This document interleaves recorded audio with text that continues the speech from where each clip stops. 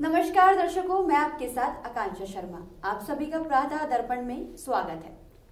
दर्शकों, आज हमारे साथ स्टूडियो में समाजवादी पार्टी के जिला अध्यक्ष राम गोपाल बघेल मौजूद हैं। आज हम उनसे पार्टी की रीति नीतियों के बारे में बात करेंगे और राजनीति के योगदान पर भी बात करेंगे। तो सबसे पहले राम गोपाल जी, आपका स्वागत है हमारे स्टूडियो में। धन्यवाद। राम गोपाल जी, आपकी पार्टी की मुख्य नीतियां और उद्देश्य क्या क्या हैं, जरा हमें थोड़ा विस्तार से बताइए।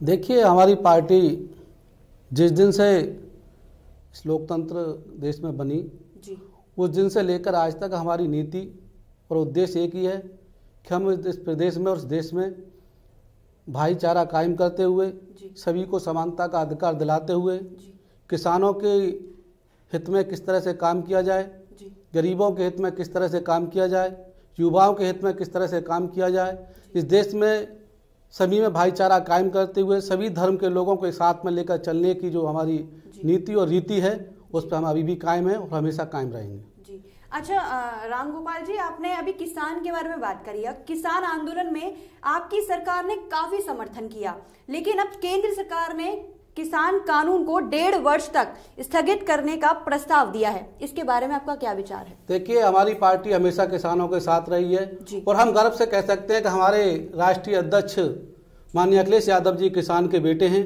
जी, और हमारी पार्टी किसानों की पार्टी है और हम किसानों के हित में हमेशा संघर्ष करेंगे और उनका हक दिलाने के लिए जब तक किसानों को न्याय नहीं मिल जाता हम आंदोलन करते रहेंगे।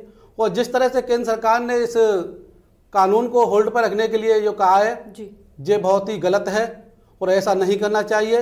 किसानों को उनका हक देते हुए, किसानों की बात को मानते हुए इस कानून को तत्काल प्रभाव से रद्द करना चाहिए, क्योंकि ऐसा करने से पीछे ये निकल के आ रहा है कि कहीं ना कहीं ये सरकार बिकी हुई है, धन्ना सेठों के यहाँ ये गिरवी रखी हुई है, इसलिए उनकी बात को मानने के लिए और उन लोगों को खुश करने के लिए ऐसी नीति अपना रहे हैं।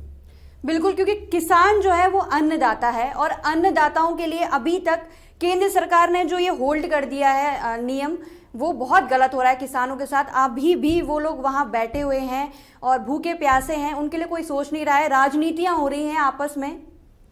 अच्छा, राजनीति में महिलाओं की भागीदारी और योगदान पर आपका क्या कहना है? आप क्या कहना चाहते हैं? क्योंकि महिलाएं कहीं भी पीछे नहीं है, अभी भी महिलाएं हर चीज में आगे हैं। तो आप क्या कहना चाहते हैं? अपनी पार्टी में महिलाएं, आपकी पार्टी में भी काफी हैं, बहुत योगदान रहा है आपकी पार्टी में महिलाओं का, तो थोड़ा विस्तार से हमें ये भी समझाइए और बताइए। देखिए, हमारी पार्टी को बनाने वाले, हमारी पार्टी के संरक्षक माननीय नेताजी मुलायम सिंह यादव जी जब से पार्टी बनाई तब से लेकर महिलाओं का हम लोग बहुत सम्मान करते हैं और महिलाओं को हमेशा हिस्सेदारी मिले इसके लिए काम करते हैं।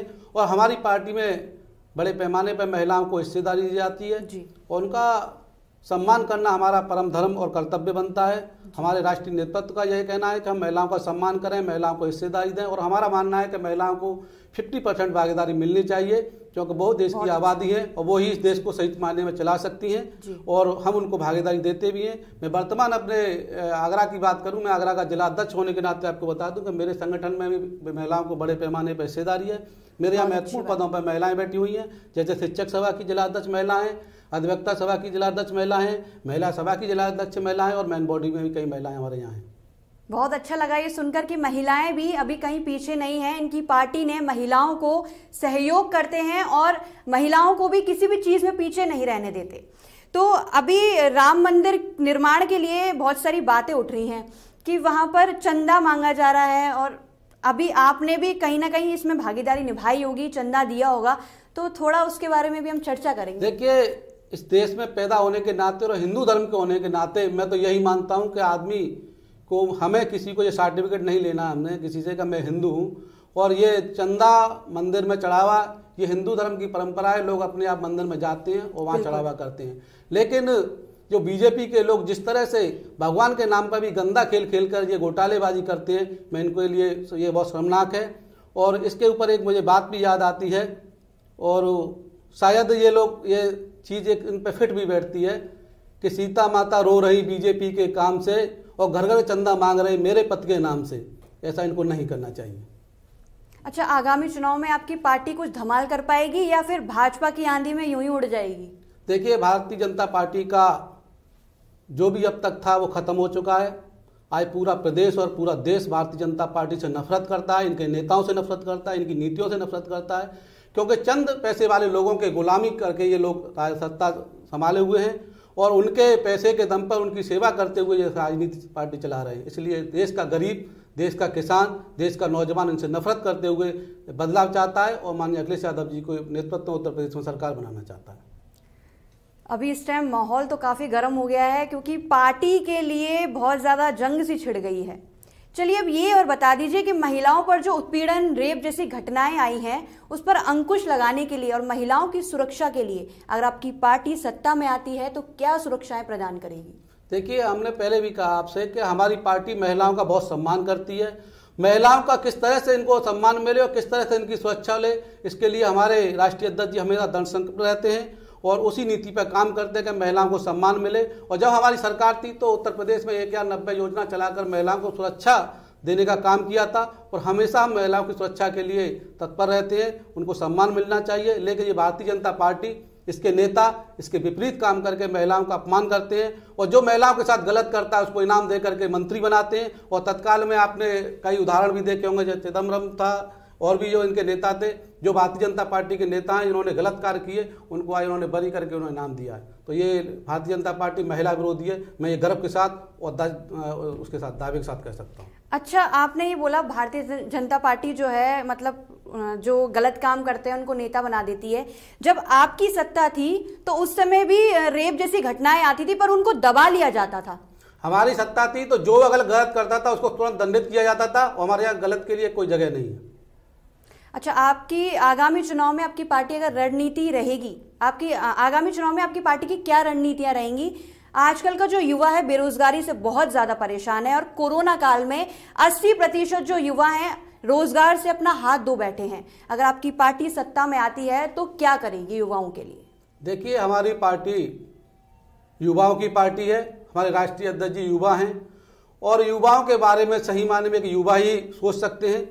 और मैं गर्व के साथ कह सकता हूं कि इस उत्तर प्रदेश में आज सारे नेताओं के बारे में देख लें और भी पार्टी के नेता में, हम दावे के साथ कह सकते हैं हमारे राष्ट्रीय अध्यक्ष जी सबसे ज़्यादा पढ़े लिखे हैं। नई योजनाएं एक पढ़ा लिखा इंसान बना सकता है, युवाओं के भविष्य के बारे में एक पढ़ा लिखा नेता ही सोच सकता है।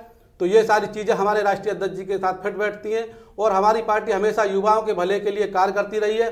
चाहे लैपटॉप की योजना हो, चाहे युवाओं के बड़े पैमाने पर सरकारी नौकरियों की बात हो, चाहे युवाओं को बड़े पैमाने पर रोजगार देने की बात हो, हम लोग हमेशा युवाओं के साथ हैं और युवा हमारे साथ हैं। और हमारे नेताजी माननीय मुलायम सिंह यादव जी ने हमेशा युवाओं को बढ़ावा देने के लिए कार्य किया था और आगे भी हम करते रहेंगे। लेकिन ये भारतीय जनता पार्टी जिस तरह से उत्तर प्रदेश में सरकार चला रही है, जो इनके मुख्यमंत्री बाबा आज मंदिर में बैठे हुए हैं, तो वो क्या योजना बनाएंगे, क्योंकि उन्होंने तो आज तक स्कूल का दरवाजा भी नहीं देखा। ये मैं गारंटी से के साथ कह सकता हूँ।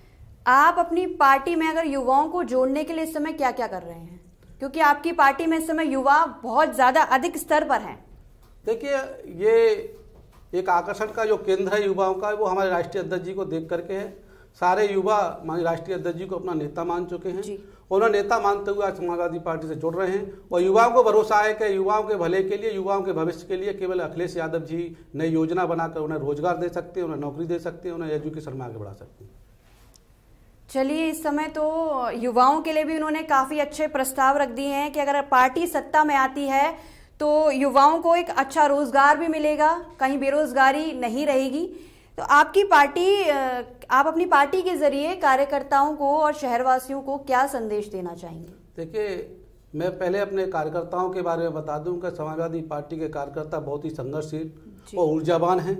सभी लोग एक पुण्य का काम कर रहे हैं और वो पुण्य का काम ये है कि भारतीय जनता पार्टी को इस प्रदेश से उखाड़ फेंकने के लिए बड़े पैमाने पर काम कर रहे हैं, जिससे गरीब और किसान, बेरोजगार को उनका हक मिल सके और उनके हक के लिए हम लड़ाई लड़ रहे हैं। और शहर के निवासियों के और जिले के निवासियों के बारे में मैं कहना यही चाहूँगा कि सभी लोग समाजवादी पार्टी के लिए कार्य करें, जिससे इस हत्यारी सरकार से आपको निजात मिल सके। और शहरवासियों को मैं एक चीज़ की और बात बता दूं कि हमारी सरकार आएगी तो इस टोरंटो कंपनी पे बड़े पैमाने पर हम कार्रवाई करते हुए इसका जो टेंडर, जो इसका एग्रीमेंट सरकार के साथ है, उसे निरस्त कराने का काम करेंगे। तो दर्शकों, ये थे हमारे साथ समाजवादी पार्टी के जिलाध्यक्ष राम गोपाल बघेल जी, जिनसे हमने पार्टी की रीति नीतियों के साथ साथ राजनीति पर योगदान पर भी चर्चा की। आप हमारे स्टूडियो में आए, आपका बहुत बहुत धन्यवाद। Thank you.